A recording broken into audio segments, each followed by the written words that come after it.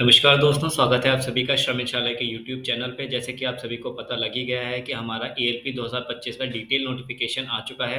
तो मैं आशुतोष सिंह आपसे इस डिटेल नोटिफिकेशन के बारे में डिस्कस करूंगा। हर एक पॉइंट के बारे में हम जानेंगे कि क्या एज क्राइटेरिया है, क्या एलिजिबिलिटी है और आईटीआई वालों को क्या फ़ायदा मिलेगा और रेलवे अप्रेंटिसशिप वालों को, स्टूडेंट जो हमारे हैं उससे, उन सभी को इस वैकेंसी में क्या खास खास चीज़ें मिलेंगी। तो चलिए दोस्तों, बिना किसी देरी के शुरू करते हैं हम अपना आज का डिटेल नोटिफिकेशन वीडियो।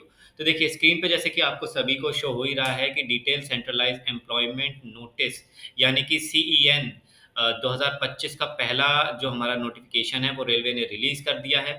इसी के साथ आगे बढ़ते हैं। तो आगे बढ़ते हुए देखिए क्या आएगा हमें। डेट ऑफ इंडिकेटिव नोटिस यानी कि इंडिकेटिव जो नोटिस था वो हमारा 29 मार्च को आ चुका था, जिसके लिए मैंने एक ऑलरेडी वीडियो बनाई हुई थी। अगर आपने नहीं देखी है तो वो भी आप देख सकते हैं। वैसे इसे देखने के बाद आपको उस वीडियो की ज़रूरत नहीं पड़ेगी। Opening date of online application के बारे में बात करें हम, तो देखिए यहाँ पे 12 अप्रैल 12 अप्रैल को हमारी शुरू हो चुकी है फॉर्म फिल करने की डेट। आज 15 अप्रैल हो गई है, थोड़ा सा मैं लेट हो चुका हूँ। क्लोजिंग डेट की बात करें तो यहाँ पे आपको 11 मई दिखेगी, यानी कि नियर बाय आपको पूरा एक महीना मिलेगा फॉर्म अप्लाई करने के लिए। चलिए दोस्तों, ये तो बहुत अच्छी बात है। लास्ट डेट रहेगी हमारी 13 मई। इस बात का खास ध्यान रखें सभी बच्चे कि 13 मई से पहले पहले ही आपको अप्लाई करना है। चलिए ठीक है, और इसे मैं साइड में कर देता हूँ ताकि आप सभी को यहाँ पे दिखता रहे। आगे बढ़ते हैं तो और हमें क्या-क्या चीज़ नोटिफ़िकेशन में दी हुई है। Dates of modification window for correction, यानी कि आपको अगर फॉर्म में कोई भी गलती हो गई है, तो जो मॉडिफ़िकेशन विंडो है या फिर करेक्शन विंडो है, वो आपकी खुलेगी 14 मई से लेकर 23 मई। आपको इतने दिन मिलेंगे। अगर आपके फॉर्म में कुछ भी गलती हो जाती है, तो एक नॉमिनल एप्लीकेशन फ़ीस देने के बाद आप अपनी फॉर्म को ठीक कर सकते हैं। असिस्टेंट लोको पायलट की इनिशियल पे देखिए, पे लेवल वही रहेगा 19,900 का।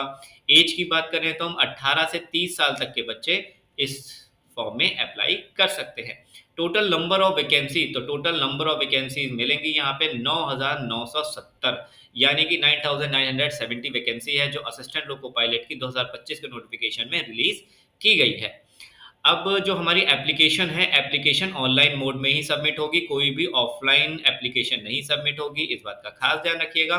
बढ़ते हैं नोटिफिकेशन में आगे की तरफ। तो देखिए और हमें नोटिफिकेशन में क्या इंपॉर्टेंट चीज़ें देखने को मिली हैं। मेडिकल फिटनेस की बात करें, candidate must ensure to fulfil prescribe medical standard fulfil किया होना चाहिए कैंडिडेट्स ने। और एज की तो हमने बात कर ही ली है, 18 से 30 साल। इसी के साथ में रिजर्व कैटेगरी के लिए देखिए कुछ ना कुछ एज रिलैक्सेशन हमेशा जो मिलता आ रहा है वो इस वैकेंसी में भी देखने को मिलेगा। आगे बढ़ते हैं तो candidate can choose only one RRB and indicate in their preference for railway zone notified under the chosen RRB.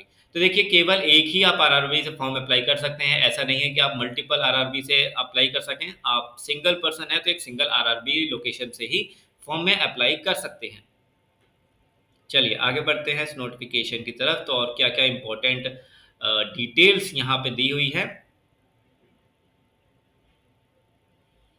Negative marking देखिए, एक इंपॉर्टेंट पॉइंट हमें जो दिख रहा है यहाँ पे नेगेटिव मार्किंग का।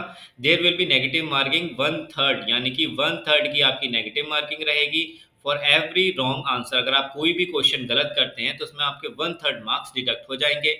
और जो ये नेगेटिव मार्किंग है वो CBT 1 और CBT 2 दोनों में ही देखने को मिलेगी। There will be no negative marking in the computer based aptitude test. यानी कि अब देखिए कंप्यूटर बेस्ड एप्टीट्यूड टेस्ट क्या होता है, ये होता है हमारा साइको टेस्ट।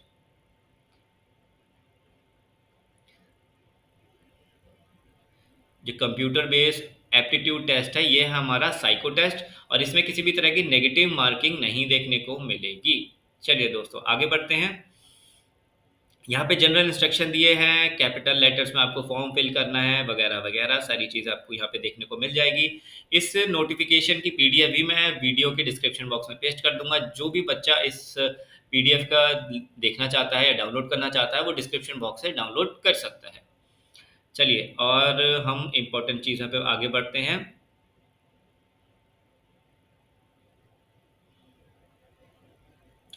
हाँ, तो देखिए फिजिकल एफिशिएंसी जो हमें कही गई थी, फिजिकल फिट कितना होना चाहिए, तो डिस्टेंस विजन जो हमारी होनी चाहिए वो 6/6 होनी चाहिए without glasses with fogging test. Fogging test के साथ में आपकी विदाउट ग्लासेस में 6/6 आपकी होनी चाहिए। आईसाइट नियर विजन आपकी 0.6 से 0.6 without glasses and must pass test for colour vision. Colour vision की भी आपका टेस्ट होना चाहिए, बाइनोकुलर विजन भी, field of vision, night vision, mesopic vision, इन सभी तरह के आपके टेस्ट भी होंगे फिजिकली फिट अगर आप घोषित किए जाते हैं तो। चलिए, और हमारी यहाँ नेशनैलिटी है, ठीक है। एससी एसटी कैटेगरी की बात करें, जैसे कि मैंने आपको बताया ही था, नॉर्मल एज लिमिट जो है हमारी जनरल कैटेगरी के लिए वो 18 से 30 है। अब देखिए 18 से 30 किस किस के लिए होगी, तो देखिए यहाँ पे जनरल कैटेगरी के लिए 18 से 30 होगी और ईडब्ल्यूएस कैटेगरी के लिए 18 से 30 साल की उम्र रखी गई है। एससी एसटी के लिए आपको 5 साल का रिलैक्सेशन है, ओबीसी के लिए 3 साल का रिलैक्सेशन है, एक्स सर्विसमैन के लिए 3 साल का, 6 साल का और 8 साल का। एक्स सर्विसमैन में भी देखिए मल्टीपल कैटेगरीज है। एक्स सर्विसमैन में अगर आप अनरिजर्व और जनरल कैटेगरी के हैं, यानी कि ईडब्ल्यूएस और जनरल कैटेगरी के हैं, तो आपको 3 साल का एज रिलैक्सेशन देखने को मिलेगा। एक्स सर्विसमैन में ओबीसी वालों को 6 साल का, एक्स सर्विसमैन में एससी एसटी को 8 साल का। अब बात करते हैं कैंडिडेट हुआ सर्विसिंग ग्रुप सी और erstwhile group D railway staff minimum 3 year service will well as substitute with minimum. अब देखिए जो ऑलरेडी सर्विस में है, ग्रुप सी की सर्विस में है या ग्रुप डी की सर्विसेज में है, जो पिछले 3 साल से जॉब कर रहे हैं ऑलरेडी, तो उन्हें भी एज रिलैक्सेशन दिया जाएगा। एज रिलैक्सेशन क्या रहेगा, जनरल कैटेगरी के जो ऐसे लोग हैं जो 3 साल से ग्रुप सी या ग्रुप डी में कर रहे हैं, वो 40 साल तक की एज के अप्लाई कर सकते हैं इसमें। ओबीसी के 43 साल तक के और एससी एसटी के 45 ईयर्स के, जो ऑलरेडी पिछले 3 साल से ग्रुप सी या ग्रुप डी की वैकेंसी में, यानी ग्रुप सी या ग्रुप डी की पोस्ट में जॉब कर रहे हैं। चलिए दोस्तों, और आगे बढ़ते हैं। देखिए females candidate who are widowed, जो हमारी विडोड हैं, ठीक, डाइवोर्सेज हैं, judicially separate husband but not married हैं, तो इन इस तरह की जो हमारी फीमेल्स हैं उन्हें भी एज रिलैक्सेशन यहाँ पे गिवन किया गया है, यानी कि दिया गया है। और आगे बढ़ते हैं। Course completed act apprenticeship applying for the post for which minimum qualification ITI course completed act apprenticeship shall be relax to the extent of apprenticeship training undergone. यानी कि देखिए यहाँ पे जो हमारे कोर्स कंप्लीट एक्ट अप्रेंटिसशिप हैं उन्हें भी एज रिलैक्सेशन दी गई है। किस तरह से दी जाएगी, वो अप्रेंटिसशिप 1961 के बेसिस पे दी जाएगी। इसमें एग्जैक्ट एज नहीं दी है, लेकिन एज रिलैक्सेशन इन बच्चों को भी कुछ ना कुछ दी जाएगी। Candidate who become course complete act apprenticeship under the act before attaining 25 years. अब देखिए जिन्होंने 25 साल से पहले ही अप्रेंटिसशिप कर ली थी रेलवे से, उन बच्चों को कितनी एज रिलैक्सेशन दी जाएगी। अनरिजर्व कैटेगरी के लिए 35 साल की है, अनरिजर्व ईडब्ल्यूएस के लिए, ओबीसी के लिए 38 साल की है और एससी एसटी के लिए 40 साल की है। तो देखिए ये बहुत ही अच्छी है, खास बात है। अप्रेंटिसशिप जिन्होंने रेलवे से अप्रेंटिसशिप करी है 25 साल से पहले पहले, तो उन्हें ये सारी एज रिलैक्सेशन दी जाएंगी। बहुत ही अच्छी चीज़ है ये रेलवे की तरफ से। चलिए दोस्तों, यहाँ पे डेट ऑफ बर्थ दी गई है और एज रिलैक्सेशन दी गई है। आप स्क्रीन पे पॉज करके ये चीज़ें पढ़ सकते हैं। एसेंशियल क्वालिफिकेशन की बात करें तो देखिए क्वालिफिकेशन क्या ज़रूरी है, जो बेहद ज़रूरी है इस वैकेंसी में अप्लाई करने के लिए। द लिस्ट, ठीक है, यहाँ पे एनेक्चर 1 में दी गई है। मैं आपको यहाँ पे फर्दर स्क्रॉल डाउन करके आपको दिखाऊंगा क्वालिफिकेशन क्या रहेगी। उससे पहले हम एग्जामिनेशन फीस की बात कर लेते हैं। तो देखिए एग्जामिनेशन फीस में जो हमारी for all candidate except categories mention, ठीक है, तो यहाँ पे देखिए जनरल और ईडब्ल्यूएस कैटेगरी के लिए जाहिर सी बात है यहाँ पे जो हमें फीस की एग्जामेशन दी गई है। जनरल है, देखिए यहाँ पे कौन कौन से आएंगे। एक तो हमारा जनरल आएगा हमारा हुआ, और एक आएगा हमारा ईडब्ल्यूएस, ठीक, और इसमें कौन सा आएगा, और हमारा ओबीसी भी यहीं पे आ जाएगा, ओबीसी। तो इन 3 कैटेगरीज के लिए 500 फीस है, जिसमें से 400 रुपीज़ वापस आ जाएंगे जब आप पहला एग्ज़ाम देंगे तो, ठीक है। और बात करें अदर कैटेगरीज की, SC ST, ex serviceman, females, transgender और ईबीसी, इन कैंडिडेट्स के जो इस कैटेगरी के कैंडिडेट्स हैं उन्हें 250 रुपीज़ ही फीस देनी होगी, और इनका 250 कंप्लीट रुपीज़ जितने भी टोटल फीस होगी वो रिफंड होके इनके बैंक अकाउंट में आ जाएगी अगर वो फर्स्ट स्टेज का एग्जाम देते हैं। अब फीमेल ध्यान रखिएगा, फीमेल्स ऐसा कुछ भी नहीं है कि फीमेल एससी एसटी कुछ भी हो। Female all category, female means all category, general, OBC, EWS सभी कैटेगरीज की फीमेल्स के लिए 250 ही रुपीज फीस है, जो कि उनका रिफंड हो जाएगा अगर वो फर्स्ट सीबीटी में बैठती हैं। तो फर्स्ट सीबीटी एग्जाम अगर वो फेस करती हैं तो उनकी 250 रुपीज रिफंड हो जाएगा। मोड ऑफ पेमेंट देखिए वही हमारा ऑनलाइन बेसिस रहेगा, यूपीआई के थ्रू आप करवा सकते हैं। और एक चीज और यहाँ पे देखिए, कंफ्यूज मत होइएगा, ईबीसी और ईडब्ल्यूएस के बीच में, ईडब्ल्यूएस अलग है, ईडब्ल्यूएस जनरल कैटेगरी के लिए है, ईबीसी एक अलग कैटेगरी है, इसके लिए 250 रुपीज है, ईडब्ल्यूएस के लिए 500 रुपीज ही फीस रहेगी। चलिए दोस्तों, और आगे बढ़ते हैं हम अपने नोटिफिकेशन में। यहाँ पे वर्टिकल रिजर्वेशन और मल्टीपल रिजर्वेशन दिए गए हैं, या आप पीडीएफ डाउनलोड करके डिस्क्रिप्शन बॉक्स से देख सकते हैं और पढ़ सकते हैं। चलिए अब बात करते हैं रिक्रूटमेंट प्रोसेस की, कि आपको एएलपी की जॉब मिलेगी कैसे। तो देखिए एएलपी की जॉब कैसी रहेगी, एएलपी की जॉब आप में क्या क्या होगा, देखिए फर्स्ट स्टेज का एग्जाम होगा, सीबीटी 1 होगा, सेकंड स्टेज में सीबीटी 2 होगा, और थर्ड स्टेज में CBAT computer based aptitude test. यानी कि आपके टोटल एग्जाम होंगे 3, टोटल एग्जाम आपके होंगे 3।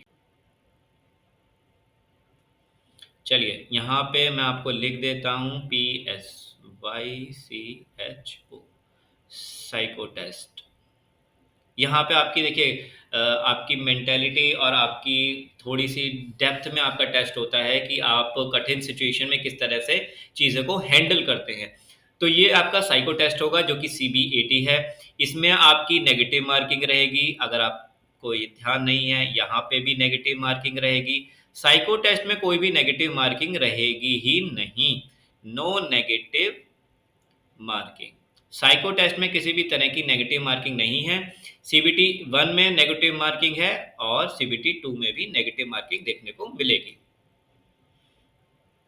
चलिए दोस्तों आगे बढ़ते हैं। फर्स्ट स्टेज सीबीटी 1, ठीक है। पैटर्न और सिलेबस के बारे में बात कर लेते हैं। तो पैटर्न और सिलेबस सीबीटी 1 का देखिए 60 मिनट, यानी कि आपका 1.5 घंटे का पेपर रहेगा ये। चलिए दोस्तों बात कर ले पैटर्न और सिलेबस की। तो देखिए यहाँ पे आपका 1 घंटे का पेपर रहेगा, 60 मिनट यानी कि 1 आवर। 1 घंटे का आपका पेपर रहेगा। इसमें नंबर ऑफ क्वेश्चंस कितने रहेंगे, नंबर ऑफ क्वेश्चंस रहेंगे आपके 75, मैक्सिमम मार्क्स 75, यानी कि एक क्वेश्चन पे 1 नंबर रहेगा। और there shall be negative marking, 1/3 negative marking रहेगी हर एक गलत आंसर के लिए। नॉर्मलाइजेशन भी मिलेगी एज पर शिफ्ट और एज पर question condition. Minimum pass percentage क्या रहेगी, 40% रहेगी। ओबीसी के लिए 30, एससी के लिए 30, एसटी के लिए 25%। ठीक, चलिए अब आगे बढ़ते हैं। तो सीबीटी 1 में सिलेबस क्या रहेगा और कौन कौन से सब्जेक्ट आएंगे। तो देखिए यहाँ पे आपको मैथमेटिक्स के क्वेश्चंस होंगे, मेंटल एबिलिटी यानी कि रीजनिंग,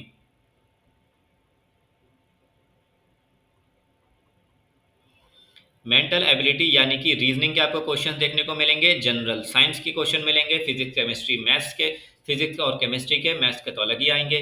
जनरल अवेयरनेस यानी कि आपके जीके, ये आपका पार्ट रहेगा जीके का। चलिए दोस्तों आगे बढ़ते हैं सेकंड स्टेज में। अब सेकंड स्टेज में देख लीजिए क्या क्या पार्ट रहेगा। तो सेकंड स्टेज में जो आपका टाइम रहेगा, टोटल टाइम ड्यूरेशन 2-2.5 घंटे, 2.5 घंटे का आपका पेपर रहेगा। 175 क्वेश्चन होंगे। इसमें देखिए 2 पार्ट्स में ये पेपर होगा। पार्ट ए रहेगा जिसमें 90 मिनट्स के 100 क्वेश्चन आपको सॉल्व करने होंगे, और पार्ट बी रहेगा जिसमें 60 मिनट के आपको 75 क्वेश्चन करने होंगे, 60 मिनट में 75 क्वेश्चन करने होंगे। इस बात का खास ध्यान रखिए, टोटल नंबर ऑफ क्वेश्चंस रहेगा यहाँ पे 175। और पार्ट बी में अगर बात करें कौन कौन से सब्जेक्ट्स आएंगे, तो पार्ट बी में आएगा मैथमेटिक्स आएगा, रीजनिंग आएगा जैसे कि मैंने आपको पहले भी बताया, और आपका रहेगा basic science and engineering. Basic science और इंजीनियरिंग आपका देखिए ये थोड़ा सा आईटीआई का पार्ट है, अगर जिन भी बच्चों को नहीं पता है। बेसिक साइंस एंड इंजीनियरिंग हमारा टेक्निकल पार्ट, यहाँ पे मैं लिख देता हूँ, टेक्निकल पार्ट रहता है बेसिक साइंस और इंजीनियरिंग का।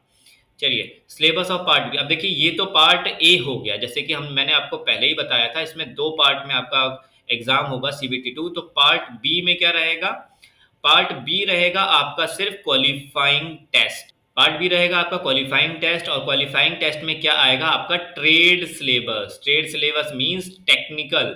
अगर आप आईटीआई से पास आउट हैं तो आईटीआई का, डिप्लोमा से पास आउट हैं तो डिप्लोमा का, ठीक है दोस्तों, और अगर आप डिग्री से पास आउट हैं तो डिग्री के आपके टेक्निकल क्वेश्चंस यहाँ पे देखने को मिलेंगे। चलिए ठीक है, अब आगे बढ़ते हैं। अब देखिए टेक्निकल क्वेश्चंस किसके मिलेंगे, ट्रेड वाइज मिलेंगे। ट्रेड फॉर एग्जांपल अगर आप इलेक्ट्रीशियन से भर रहे हैं तो आपको इलेक्ट्रीशियन के ही क्वेश्चन देखने को मिलेंगे। ये सिर्फ क्वालिफाइंग नेचर का रहेगा। क्वालिफाइंग परसेंटेज क्या रहेगी, 35% मार्क्स आपको क्वालिफाइंग चाहिए ही चाहिए होंगे। वेरियस स्टेट के अगर आपको सिलेबस देखना है या फिर जो भी चीज़ें देखनी है तो आप dgt.gov.in पे विजिट करके आप ट्रेड वाइज सिलेबस देख सकते हैं। क्वालिफिकेशन ऑफ कैंडिडेट, तो देखिए यहाँ पे क्वालिफिकेशन दी हुई है। यहाँ पे हमारे डिप्लोमा वालों के लिए ये है, ठीक, और ये है हमारे आईटीआई भाई बहनों के लिए। अब देखिए हम बात करेंगे दोनों की ही। इलेक्ट्रिकल इंजीनियरिंग से पास आउट है, इलेक्ट्रिकल या various stream of electrical engineering से पास आउट है तो भी चलेगा। इलेक्ट्रॉनिक्स की मल्टीपल जो ब्रांचेस हैं उससे भी एलिजिबल है। मैकेनिकल की मल्टीपल ब्रांचेस एलिजिबल रहेंगी और ऑटोमोबाइल की मल्टीपल ब्रांचेस एलिजिबल रहेंगी एएलपी के फॉर्म में अप्लाई करने के लिए। बात करें आईटीआई की तो देखिए electrician, instrument mechanic, wireman, armature and coil, winder, RAC ये भी हमारी ट्रेड एलिजिबल है। इलेक्ट्रॉनिक्स मैकेनिक और मैकेनिक रेडियो टीवी भी एलिजिबल है। Fitter, MMV, tractor mechanic, mechanic diesel, Turner, machinist, RAC, इसके अलावा हीट इंजन, मिल राइट मेंटेनेंस एलिजिबल है। फिर बात करें तीसरे अगर ऑटोमोबाइल सेक्टर में तो यह हमारी एमएमवी वही ऊपर वाली रिपीट हो गई, ट्रैक्टर मैकेनिक भी रिपीट है, मैकेनिकल डीजल भी रिपीट है, हीट इंजन और आरएसी ये सारी ही ट्रेड्स एलिजिबल हैं हमारे आरआरबी एएलपी की पोस्ट के लिए। चलिए दोस्तों, उसके बाद जो आपका पार्ट रहेगा वो रहेगा आपका डॉक्यूमेंट वेरिफिकेशन का। जो भी आपके डॉक्यूमेंट्स रहेंगे आईटीआई के, अगर आपने अप्रेंटिसशिप लगाई है तो अप्रेंटिसशिप के, तो ये सारे डॉक्यूमेंट्स हैं। और अगर आपके रिजर्व कैटेगरी से हैं तो आपका कास्ट सर्टिफिकेट का भी सर्टिफिकेट डॉक्यूमेंट से वेरीफाई होगा। अब अप्लाई कैसे करना है,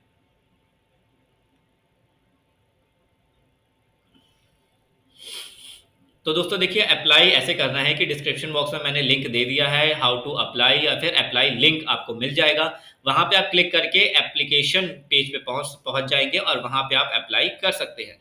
जिन लोगों ने ऑलरेडी अपना यूजर नेम बना रखा है, रजिस्ट्रेशन बनाई हुई है, रेलवे के पहले फॉर्म भरे हैं, वो सेम ही लॉगिन आईडी से अप्लाई कर सकते हैं। जो पहली बार अप्लाई करेंगे उन्हें अपना रजिस्ट्रेशन फर्स्ट टाइम बनाना पड़ेगा। ठीक है दोस्तों, और आगे बढ़ते हैं और क्या क्या इंपॉर्टेंट इंफॉर्मेशन है।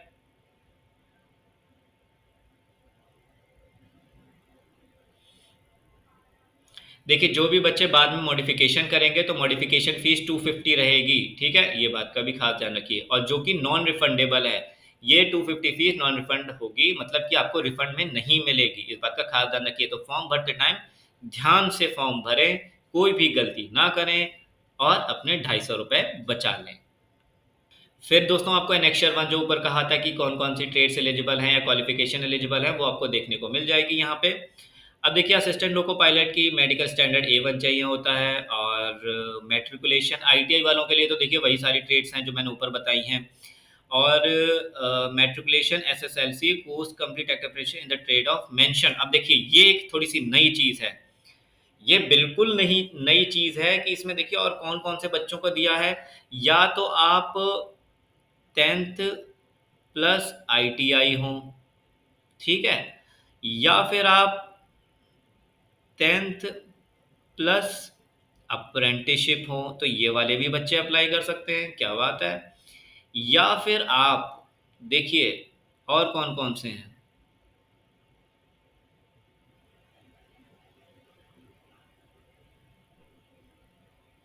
या फिर आपका हो 10th प्लस डिप्लोमा, या फिर बीटेक। तो ये जो हमारी देखने को मिल रही है 10th प्लस अप्रेंटिसशिप, जिन्होंने आईटीआई नहीं किया है वो भी अप्लाई कर सकते हैं एलपी के फॉर्म के लिए। तो बच्चों जो भी आईटीआई नहीं कर पाए हैं, अप्रेंटिसशिप की हुई है, तो वो भी अप्लाई कर सकते हैं। बहुत बहुत खुशखबरी की बात है आप सभी के लिए। अब देखिए ये जोन वाइज वैकेंसी आपको देखने को मिल जाएगी। मल्टीपल जोन्स की जो वैकेंसी है वो आप नोटिफिकेशन डाउनलोड करके देख सकते हैं। मैं आपको स्क्रॉल डाउन नीचे तक करके दिखा देता हूं जो आपको यहाँ पे देखने को मिलेगी। अब देखिए अहमदाबाद, अजमेर, प्रयागराज वगैरह वगैरह वगैरह, कोलकाता, मालदा, मुंबई, सिलगुड़ी, त्रिवंतपुरम की मल्टीपल देखिए यहाँ पे नंबर ऑफ पोस्ट देखेंगी, कैटेगरी वाइज पोस्ट हैं। इन्हें आप पॉज करके आप देख सकते हैं या फिर नोटिफिकेशन भी मेरे डिस्क्रिप्शन बॉक्स से, इस वीडियो के डिस्क्रिप्शन बॉक्स से डाउनलोड करके देख सकते हैं।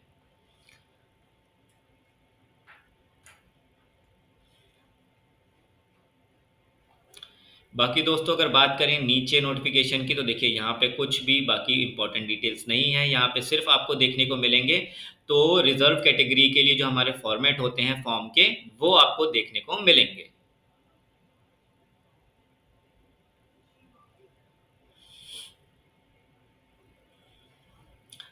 तो दोस्तों ये था हमारा detail notification video RRB ALP 2025 का। अगर आपकी कोई भी क्वेरी है, कुछ भी समझ में नहीं आया है, तो आप कमेंट बॉक्स में हमसे पूछ सकते हैं।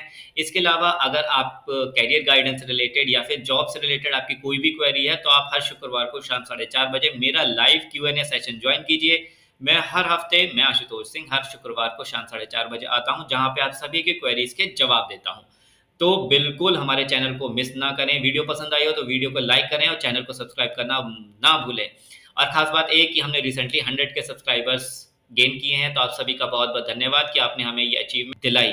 तो दोस्तों बने रहिए श्रमिनशाला के साथ और देखते रहिए श्रमिनशाला की बहुत ही मजेदार वीडियोस। धन्यवाद। श्रमिन जॉब ऐप पर आप जैसे लाखों युवा जॉब पा रहे हैं। आज ही श्रमिन जॉब ऐप पर जाएं और अप्लाई करें अपनी पसंदीदा जॉब के लिए बिल्कुल फ्री में।